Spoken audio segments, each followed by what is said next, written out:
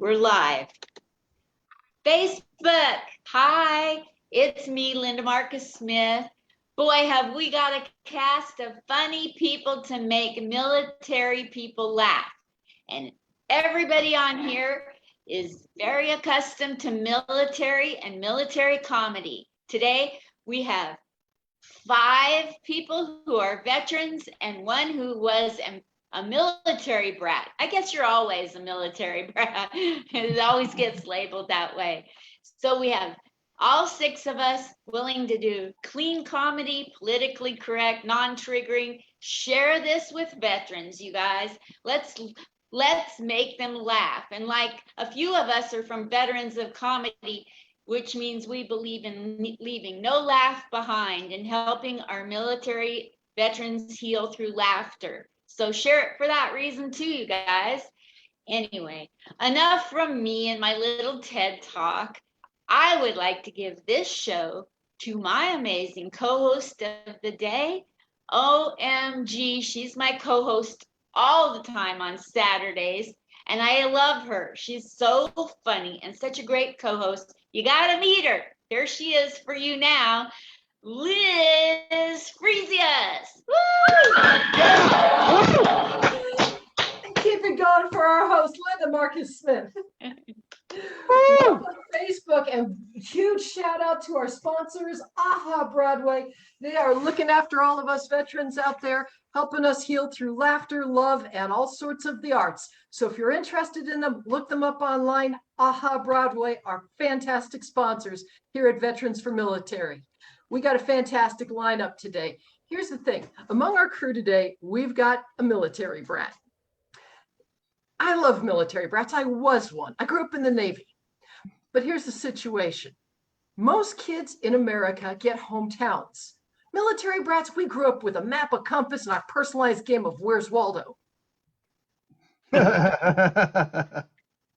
I went to 6 different schools before first grade. My teachers couldn't figure out why I was reciting the French alphabet with a Texas accent. At kindergarten graduation, I got voted most likely to be the new kid. See, you guys get to go to high school reunions. I have to pay $8,000 to go to every single high school I ever attended. So, of course, true to form, a life of that, what do? I turn around and join the military. And yeah, okay, the Air Force Academy is a weird place. It's a university, it's a military installation, it's also a tourist attraction. We call it the Blue Zoo for a reason. They take 4,000 of us every day at lunch and parade us in front of the chapel wall and all the tourists. Didn't realize how bad it was until the generals hung up a sign that says, "Please don't feed the cadets."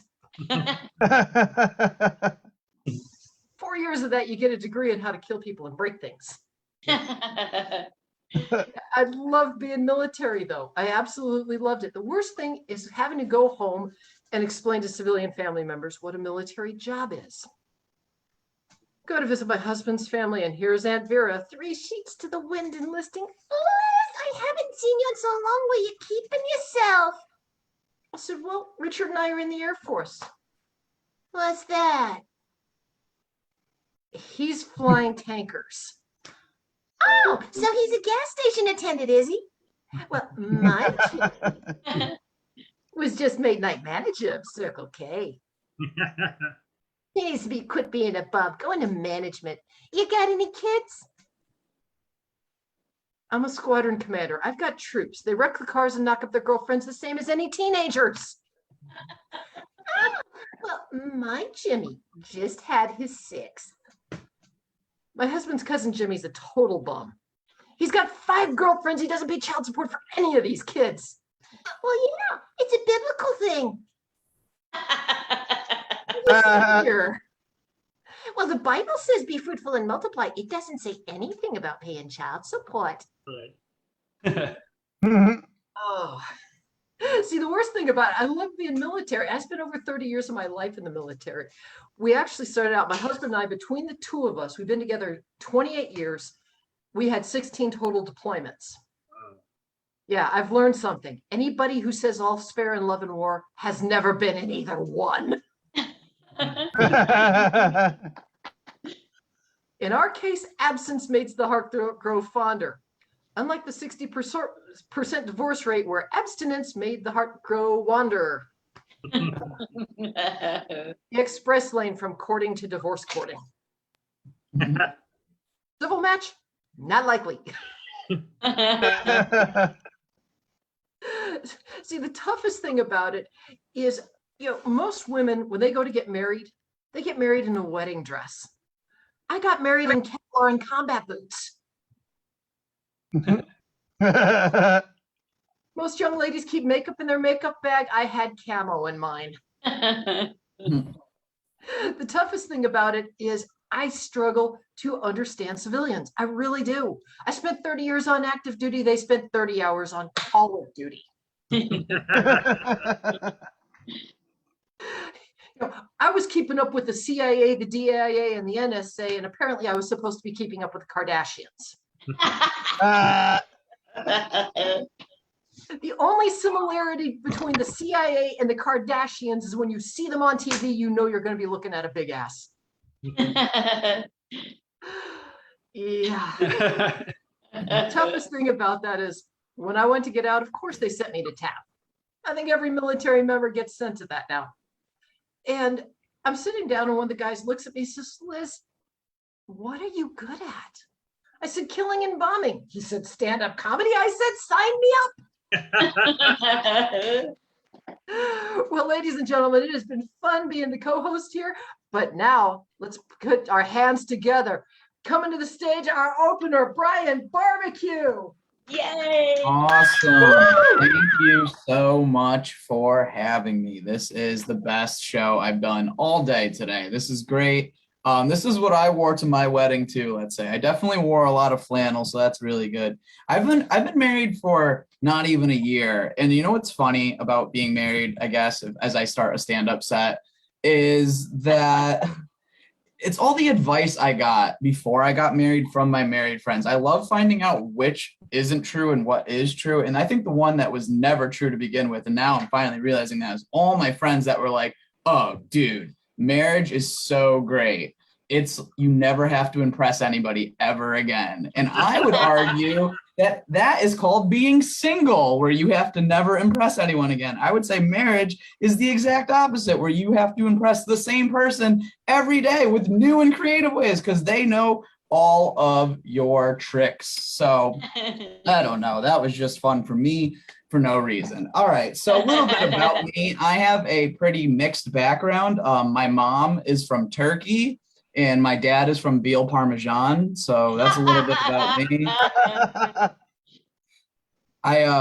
This month is cool for me because I'm celebrating 3 years being sober, so that's really rad. Don't applaud. I'm not stoked about it either. Please drink for me. I had a big problem with drinking, according to all my friends and family. I thought it was fun, one part I do miss about drinking is my favorite type of drunk there is, and that is vacation drunk. You guys know what it is, right? It's the same as regular drunk, but in a nicer shirt. And I got, the last time I did it, I got arrested. Whatever. I was peeing in the street. It happens, even when I'm not sober. But I was handcuffed and I couldn't even handle what was happening. The cops just trying to deal with me. And I'm just like, what happens in Vegas stays in Vegas, baby. Woo! And he's like, you're in Clarksburg, West Virginia in a miniature golf course. You're nowhere near Las Vegas, Nevada. I'm like, well, I'm still peeing, so who's the loser now? It's crazy though, because I was a big whiskey guy. I never got any you get normal warnings with whiskey and stuff like that. Hey, Brian, you've had 18 Jameson Gingers and you're driving a school bus. Maybe you should slow down. But I never got warnings when I would drink red wine. Anyone into red wine here? Boom, alcoholics. Because you could drink wine all the time. People are like, he doesn't have a problem. He's artistic or whatever, they just like it. But no one gives you the proper warnings that they should give you with red wine of hey, Brian, you can have a whole bottle of wine. You'll be fine. But if you have one more glass from that second bottle, your whole night is going to be over. It's what? Next thing, you go from having a sophisticated conversation to stealing my friend's EpiPen so I could drive home. You know what I'm saying? giving myself a Pulp Fiction. No, no one knows what I'm talking about. Perfect. Last time I get drunk at that beehive, you know what I'm saying? But you want to know when I actually found out I had a problem with drinking was, this is the last time I ever got drunk. I was drunk and I was making a sandwich like I tended to do. And I was putting mayonnaise on that bad boy because, I mean, who doesn't like a nice big glob of mayo, right? And I remember on the jar, it just said real mayo. And I took a picture of it and I posted it online. And I was just being drunk or dumb or cute or whatever. And I wrote, "You're the only thing real right now in my life, mayonnaise." And then instantly my roommate commented on the picture, "Hey man, that's my mayonnaise." So I was like, should probably get sober weighing mayonnaise in this house. I like how I lost you all out of EpiPen line that I made up. So that's pretty cool. I'm going to tell you another important anniversary I'm celebrating because since I've been sitting inside for 18 months, I have Facebook memories to give me material. This was cool for me, common theme. Not to bring up the peeing in the street thing, I have a baby bladder. Like, it's just the way it is. Anyone else, like, it's always one in a relationship. My wife gives Aaron too, right? Exactly. Yeah. Like, I always feel like we go on long road trips. My wife's also a comic, you know, and it's just, we were driving, I think we were like in Madison, Connecticut, I want to say. I see this little rest stop and I'm like, "Hey, can you stop? I have to go to the bathroom." Whatever, typical story. I walk in, it's a normal bathroom. It's very small. It's like a one sink, one urinal type of operation. When I walk in, there's a guy washing his hands. I don't think anything of it. When I walk up to the urinal, it's full of pennies, like full, like a wishing well, like someone was playing more Mountain Dew. I don't really know. So I'm peeing on the pennies. What else am I going to do? It's the only bathroom. And I'm peeing and I notice that the guy's washing his hands. That's how I notice it, because what happens is I'm done now and he's still washing his hands. So I'm just kind of staring at him like, what's going on? And I decide I'm going to get in line behind this guy and peer pressure him out of the bathroom because he's been washing his hand for minutes now. When I walked up to the sink, he was washing a bag of grapes. I'm going to make sure my laptop volume is working. He was washing a bag of grapes. It's like, dog, what happened there that you need to wash those there? You know what I'm saying? Also, this is like a rest stop bathroom. Like, where did you get produce? Is this like one of those like take a penny, leave a grape sort of situation? Yeah, all right. Everyone peaked with pure laughter. And with that being said, my boss just walked in, so I actually have to go because I'm at work. You guys were a lot of fun. Thank you so much for having me on your show. Ryan, And you're yes, hilarious. Good job, Yay. good job for Don't get Brian fired. Barbecue. Yay! Oh, we were talking work stuff with Brian. Hold on a second. Did we get There we that go. stage in? Yes. I got that copy. Thank you. Perfect. I'll have that on your desk tomorrow. Awesome. Thank you so much. I appreciate that. In Ladies and triplicate. gentlemen, put your hands together. Coming to the stage, he's a military brat out of Detroit, Michigan. Welcome, Aaron. Hey, everyone! Woo! Can anyone see me? Anyone? I don't know. Is it spotlighted on me? I don't know. We see you. Okay, cool. I am Aaron. That is spelled with 2 A's. Unfortunately, I look Aryan with 3 K's. Yeah. But if my name started with 3 K's, I'd be Karen with a stutter. And I demand to speak to your manager, please. The only benefit I have looking like this is I was a stand-in for Vin Diesel for the last Fast and the Furious movie. Yeah, check this out. Hold on, guys. Hold on. I'll show you my part. Hold on. It's all about family. Hey, all right. So that was my part of the movie, and when I turn around, I look like Vin Diesel out of gas. And if I smile, I look like Vin Bubba Gum. What? But I hate when people misspell my name. It gives me an identity crisis. My coworker spelled it with 3 R's. I couldn't figure out if I was a pirate, argh, a dog, argh, argh, argh, or in agony because my name was being butchered again. Argh. I just wish my name was spelled IRAN. Then I'd be on the terrorist watch list, and I would be wanted. And if I could get over my eye teeth, I'd be great. I grew up in a German add-on house, and that's a house where you add on rooms as you need them. And my dad added on a back porch, an atrium, a wine cellar. He acted like he added Poland. I just wish he would have added more bedrooms, because I hated sharing a smaller bedroom with my younger brother and sister. And my mom said one day, "You can pretend to be bunkmates at summer camp with them." Oh, thanks, Mom, for a whole decade? So you know what I made them? You know what I did for a whole decade? I gave them wedgies. I covered their face in shaving cream. And then one night, I decided to send them on a snipe hunt to my parents' bedroom. Oh, my mom's nightstand was a treasure trove of booty. And my sister took one of those things to show and tell. The teacher took it away. Needless to say, she had a new vibe and a big grin on her face for the rest of the year. Bullies suck. And I met mine at the age of 3. That sandbox was really rough. The bully was my father. At preschool graduation, I was voted most likely to be buried in that sandbox. I took a trip to the entertainment capital of the world.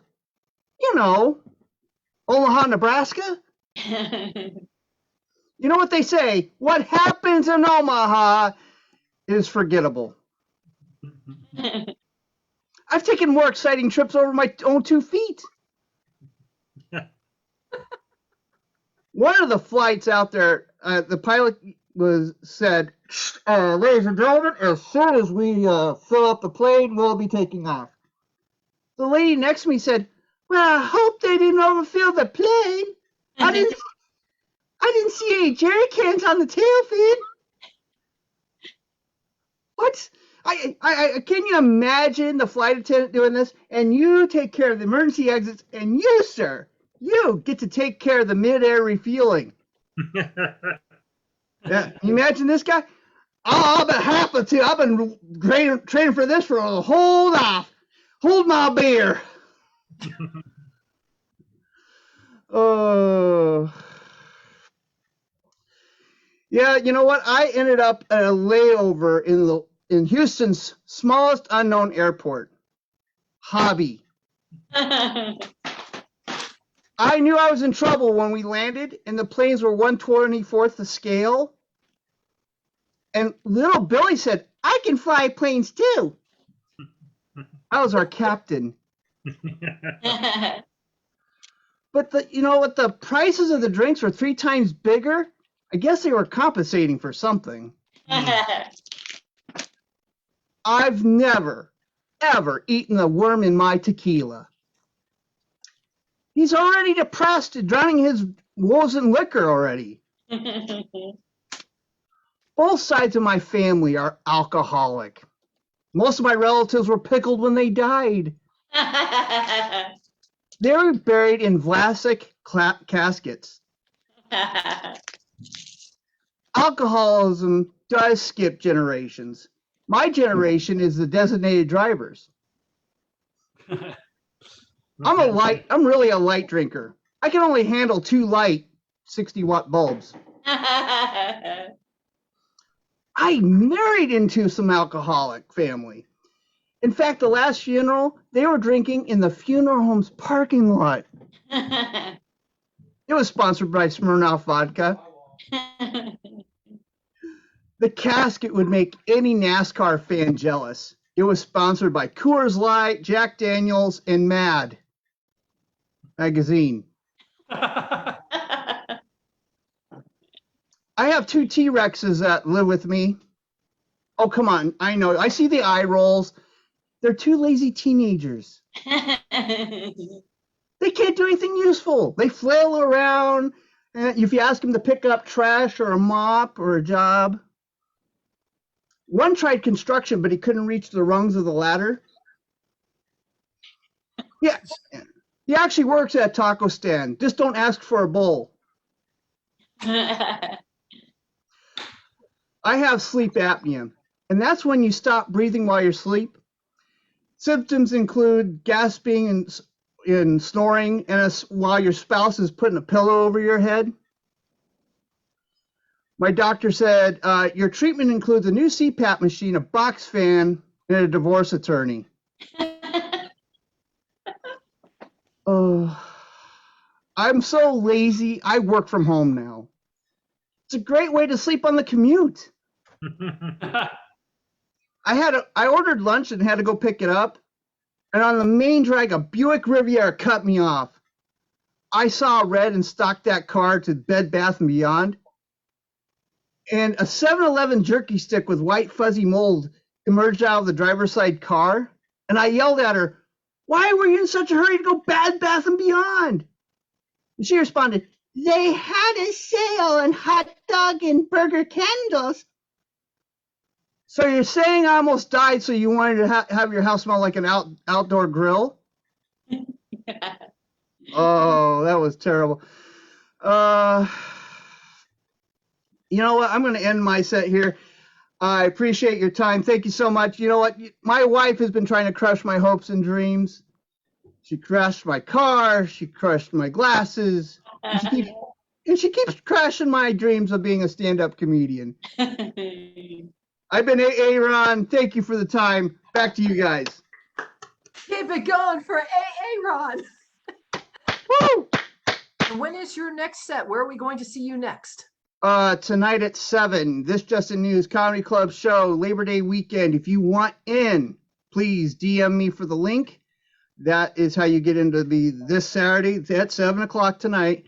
And then Bombing Run has been moved to Wednesdays at 8. So if you want to be on Bombing Run, that's a game show. You get to do 5 minutes with my mysterious judge decides who's first place, second, and third place.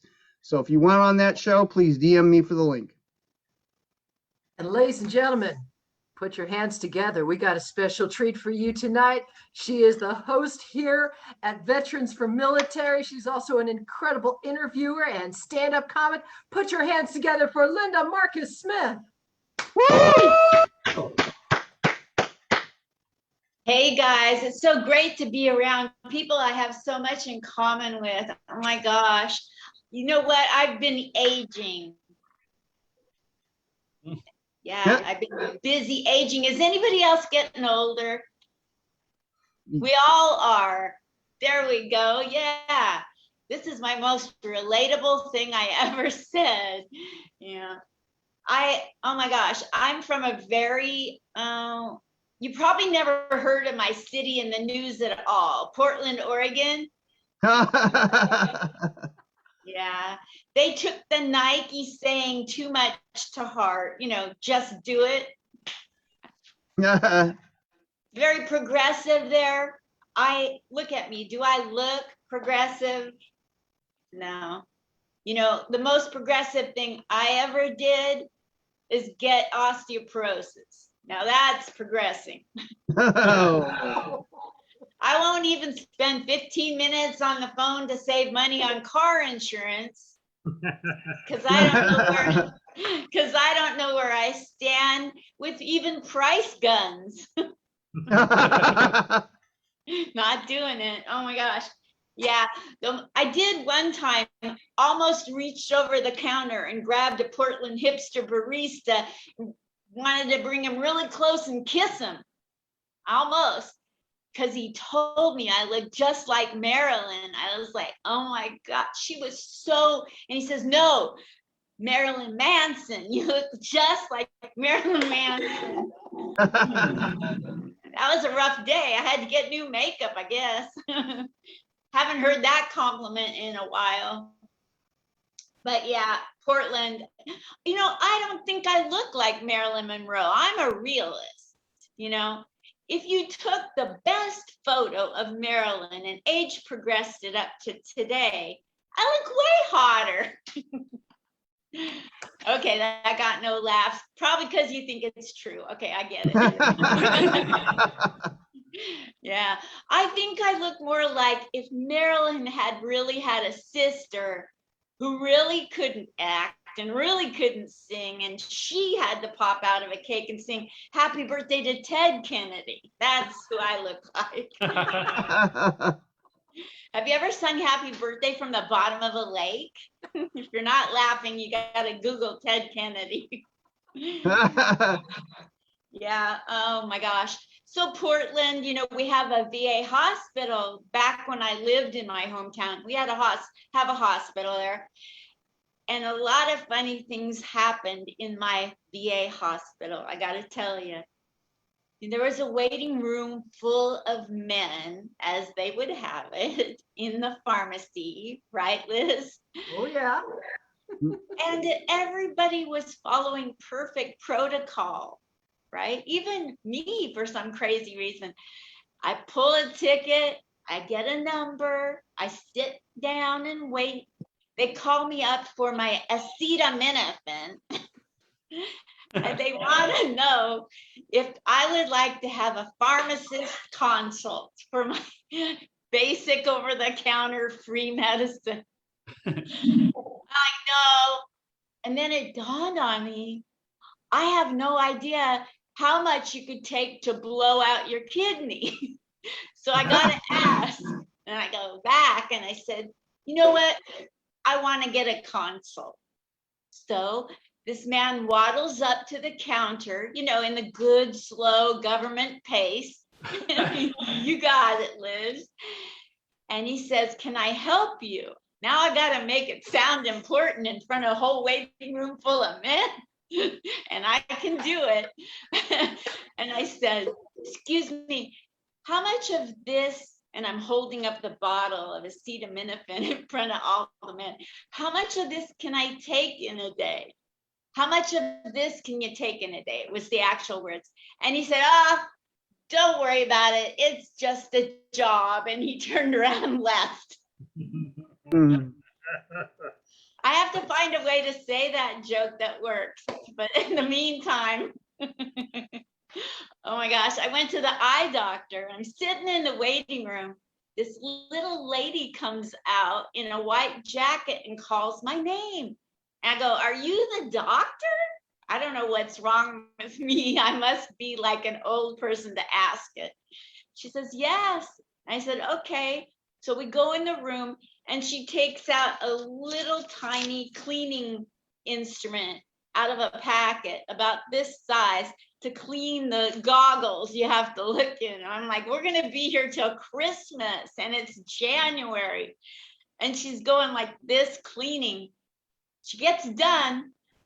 Out of habit, she wads up the little piece of paper. She doesn't need it. And she tosses it in the trash can that is her height and misses the basket.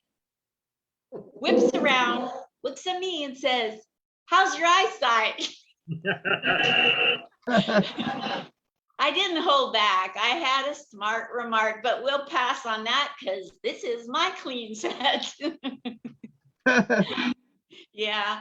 Oh my gosh. I got to tell you a little disclosure. I have a little bit of OCD, over compulsive disorder. I don't know where I got it because when I was growing up, I was so lazy. My parents said I could sleep standing up on a bed of nails. That's where I got my humor from, I guess.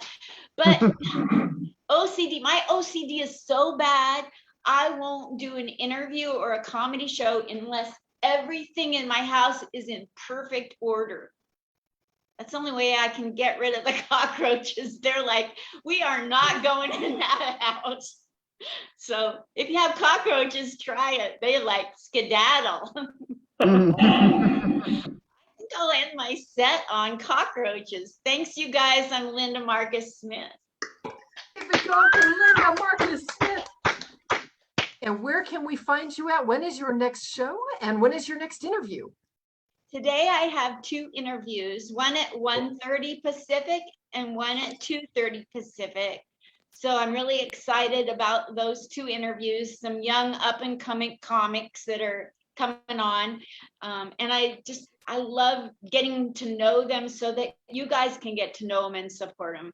And then Thursday, Chris and David and I are going to be doing comedy for the fire department in McAllen, Texas on Zoom. That's 5:00 Pacific. It's kind of a private event, but if you want to come and be supportive and laugh at all our jokes, you can have the link.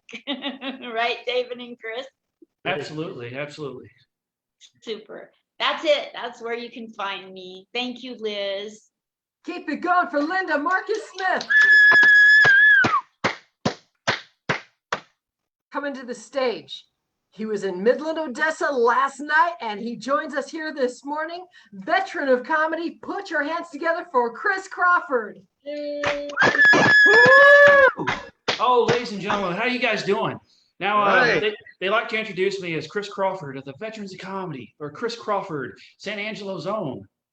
And it usually gets that exact response. So I'm going to hit you with a few different credits. Check it out. Reintroduce myself. What you have in front of you is a man with 2 HBO specials, 1 Showtime special, and 2 Comedy Central highlights, all recorded on my DVR at home, and I can't wait to get there to watch them. Now, you don't know who the heck I am. I'm going to tell you, though, just like a vegan would tell you who they are, or just like a CrossFitter will tell you who the hell they are. Now, just like a guy with a shirt that says veteran on it will tell you who he is. That is me. I was in the Air Force for 20 years.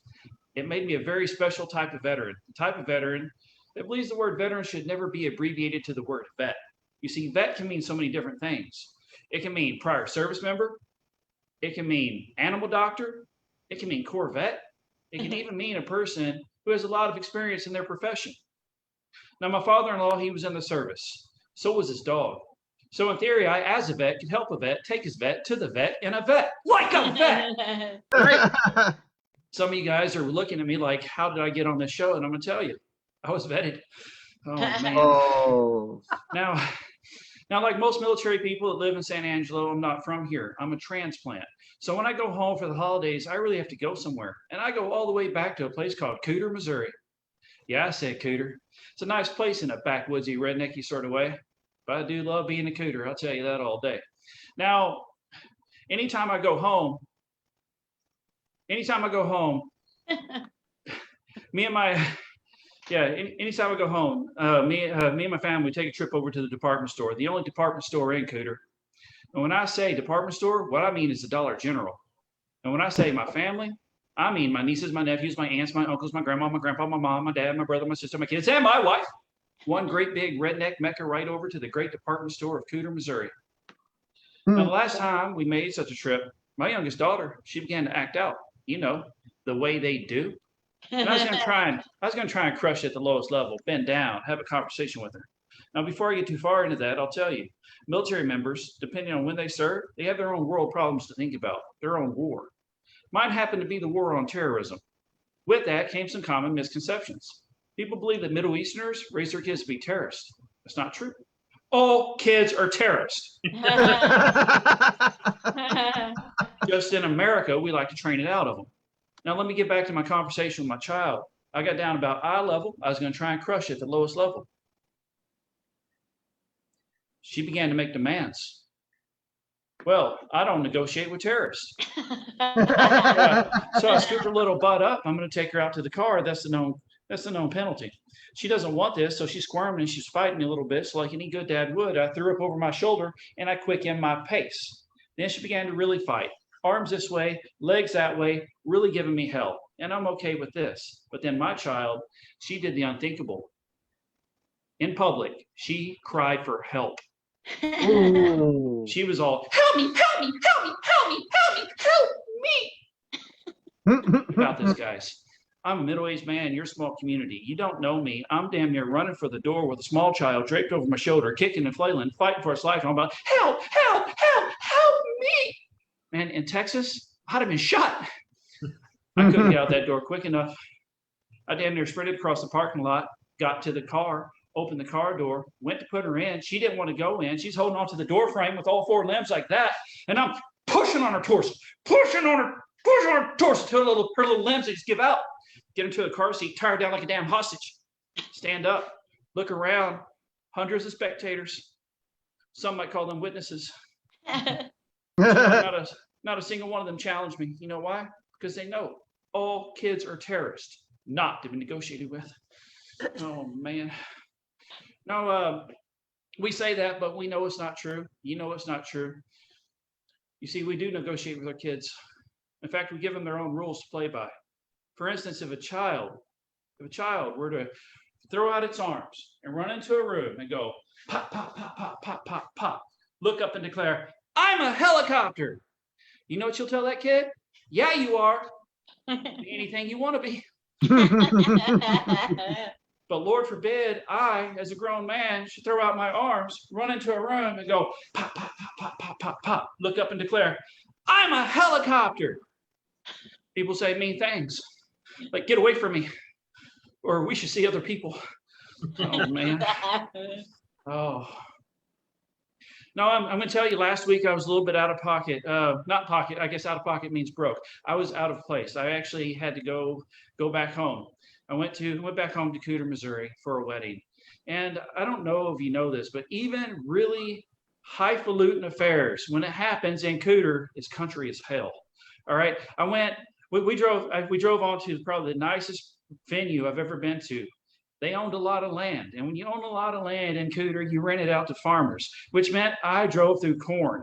And I'm talking cornfield here, cornfield there, cornfield there. And I'm not talking about Texas nipple high corn. I'm talking about 8-foot high corn, children of the corn. We're talking about Field of Dreams corn. I'm either going to get murdered or I'm going to watch a hell of a game. That's what I know. Now, I get back there and they said it was going to be a small wedding. I have never seen so many pickup trucks and SUVs in my life. Probably close to 100 vehicles were there. This was no small affair. That's all I'm saying. And I thought leaving that small town and farm life was a good idea to join the military. Turns out their cars are way nicer than what I can afford. And so I'm not sure what country means to you guys, but now to me it means bougie as hell. Now I stepped over to my uncle's vehicle and he had the new Bronco. It's like a $65,000 rig. I'm like, I try not to be too impressed. I asked him a little bit about it. He opens it up and then I am more impressed. Here's what I am impressed with. He opened it up and what was there was a Yeti cooler. I don't know if you know what a Yeti cooler is, but a Yeti cooler to me is what I used to think about as Apple. You know, they just flex. I mean, they'll wrap around their corner. You just line up and buy Apple. I see this thing, and I know that it is a $400 cooler. It is a big, stinking Yeti, hard, green, weird Yeti cooler. Now, you got to understand that the Yeti cooler is designed to keep your drinks cold for about 12 days. All right. So $400 cooler designed to keep drinks cold for days. Number one, we're at a redneck affair with about 100 trucks. This thing's going to last about 2 minutes. You might, weird flex, bro, but okay. Now he opens it up and what does he pull out of there? He pulls Keystone Light, an 8-cent damn beer out of a $400 cooler out of a $65,000 vehicle. Rednecks are weird. That's all I'm saying. I'm not done with Yeti. I'm so mad at Yeti. I wanted my own Yeti. I thought, man, I could afford a cooler. I went in and realized how much it was. I was like, no. Then they had like the soft version, the little bag. I'm like, okay, that's kind of girly, but how much is that? $250. No, I'm not going to do that. Number one, it's girly. Number two, it's a $250 cooler. I don't need it that bad. And then I go and I find the tumbler. The tumbler is $85. Holy smokes, ooh. Weird flex, but okay. Then I go to the 8-ounce cup. Now, I'm not sure what an 8-ounce cup does. I know that it'll keep your drink cold for 10 days, but it's only going to take me about 30 seconds to drink it. Weird flex, but okay. I'm not sure what's next. Maybe the shot glass. Maybe they can give me a Yeti shot glass. Maybe I can pay $25 for a Yeti shot glass, and it can keep my drink cold for 10 days as I sit there and just let it air out because I'm boozy as hell. All right, ladies and gentlemen, that's what I got. Thank you so much for listening. I'm going to pass it on back to your host. Keep it going for Chris Crawford. Now, where can we find you? When's your next show, and what's next on the agenda for you? Tomorrow night, I'm doing a benefit show out in Big Spring, Texas, to benefit the local DAV chapter. After that, I'm going to be with Linda. Linda, we're going to be doing the show for the firefighters on Thursday. Nice little Zoom show, and I think it's going to be an amazing time. Me, Linda, David, it's going to be awesome. I can't wait. But the immediate future takes me to Big Spring, Texas tomorrow. That's an exciting place. There we go. You're living on the edge here, and I think you might be living on the edge of the planet. I'm not sure. The Desert Flower Art Bar and Lounge. The Desert Flower Art Bar and Lounge. They've got some guts putting that in that location. What's funny is she thinks I'm lying. No, the problem is I know you're not. You forget, I used to be assigned in San Angelo, Texas. I know this area. Well, ladies and gentlemen, keep it going for Chris Crawford. Yeah, Chris. Woo! Put your hands together. Our headliner for tonight, the clean comedy guru, David G. Scott. Woo! Thank you. Thank you, Liz. What a funny group. You guys are funny, but what a wonderful show. Thank you all for being here. A little bit about me. I named my phone Elvis because it dies every time I'm on the toilet. Here's a news flash. I'm old. I have all the signs of old age. I occasionally get the day of the week from my pillbox. Would you look at that? It's already F. Like just yesterday, it was W. Where does the time go? And I don't worry about the long-term effects of anything. No. The other day I was reading an article about the long-term effects of cell phone use on the, I don't care. That's not my problem. And I hurt my elbow, but I'm old. I did not want to wait for Tommy John surgery, so I got Jimmy John surgery. It was freaky fast. I mean, everything worked fine, except now my elbow smells like a ham and cheese sandwich. Ooh, the pickles and onions. I like it. And I'm starting ending conversations with my children with "I love you." The other day I was on the phone with my daughter. At the end of the conversation, I said, "I love you." She said, "I love you too." And just for fun, I said, "I love you more." And she said, "I wouldn't be surprised."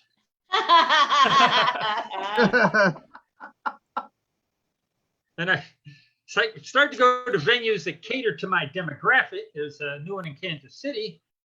It's not a biker bar or a country western bar. It's a fiber bar.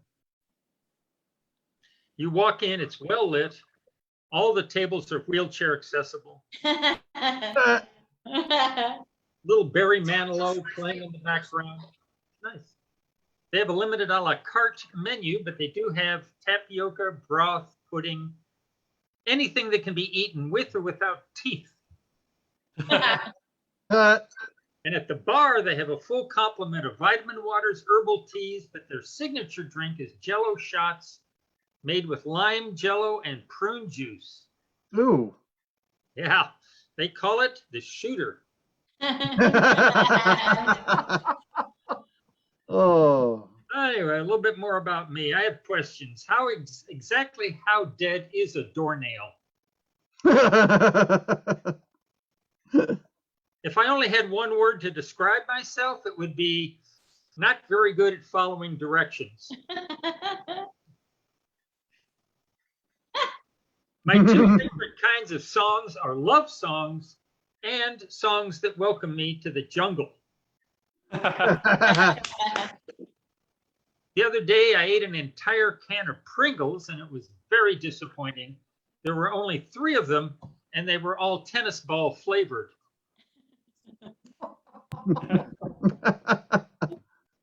Shout out to my 4 favorite bags: punching, grab, barf, and Papa's got a brand new. If I've said it once, I've said it 1,000 times. I cannot keep track of how many times I say things. I like Facebook. The other day, a lady posted she had just bought a weighted blanket. I posted that at my age, every blanket is a weighted blanket. A friend posted, "What makes you smile?" I posted facial muscles. No. My son the other day said that he was proud of me because he understood that I'd started listening to rap music. And I said, no, it's not true. What I said was, last time I fell, I heard my hip hop.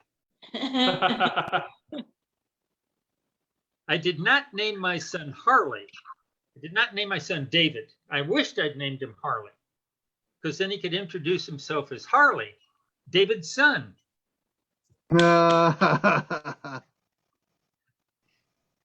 Every morning, 2 cute little ducks come visit me on my patio, and I've started giving them bread. My friend Don said, "Don't do that, they'll get sick and die." I said, "I know. I hate ducks." You can now get an action figure of me. It's just me lying on a couch watching Netflix. But you have to buy the TV separately. Here's $1 million idea. I'm going to invent a smoke alarm that turns itself off if you yell, "I'm just cooking." Nice. The other day, I helped an old man cross the street by repeatedly honking at him. The lady posted on Facebook that she was looking for a plumber to replace her water heater. I posted we'd be better to replace the water heater with another water heater. Missouri's considering a law to make it legal to break a car window to rescue a pet, and I'm in favor of it. Because the last time I broke a car window to rescue a purse, I got arrested. This morning I found a spider in my sock drawer, which was very upsetting because it belongs in the spider drawer. Found a spider in my kitchen, but instead of killing it, I just started telling it about my fantasy football team, and it left quietly on its own. Okay, one more. Speaking of fantasy football, how can it be fantasy football if there are no unicorns? Thank you so much, folks. Thanks for watching. Keep it going, David G. Scott. Where are we going to find you next? That's a good question. Next week I'm performing, well, next Thursday I'm performing with Chris and Linda. But next week I'm performing at a nursing home, which is basically my demographic, and a bar in Kansas City, North Kansas City, called Knuckleheads. It's an outdoor performance venue. Should be a lot of fun. And but if you want to get a hold of me or see what I'm up to, just go to my webpage, which is davidgscottcleancomedy.com. So it's kind of like my name down there at the bottom, davidgscottcleancomedy.com. Yeah. Thank you. Ladies and gentlemen, keep it going for David G. Scott. Now, Linda, can you tell us a little more about our sponsors, AHA Broadway, what their mission is, and a little bit about how people can find them? Absolutely. So thank you so much. And by the way, we need to give it up for our co-host, Liz Fresius, and her comedy. So amazing. Yes, AHA Broadway in the background there behind Liz is our sponsor, our one and only paid sponsor. We thank you so much. You can find them at ahabroadway.org. And the reason why you want to go there is, like you would do for David G. Scott or anybody, they count the number of times people go and go through and look at websites. So it helps AHA Broadway and when you do that. And also they have a lot of things that they are offering. Their mission statement, Liz, and everybody, is to provide affordable acting, improv, and comedy training for children, seniors, senior moment there, and veterans. Yeah. And so, for instance, a military veteran or military person can take comedy classes for as little as $10 a session. You can't beat it. And right now, if you want to beef up your comedy game in any way, or acting or improv, your coach for comedy right now is Chris P. Murphy out of the East Coast. He's a headliner, and he's really getting rave reviews from his coaching. And people that are coming out of there are coming out so much stronger with their materials. So check it out, you guys. If you're at home looking at this and thinking about doing comedy, or you've been sitting back a little on your laurels going nowhere during a pandemic, Zoom can make you stronger. Don't listen to what people say. It can make you stronger, and they offer 100% online classes for you. So ahabroadway.org. So let's give it up for them one last time. Thank you so much for being our sponsor.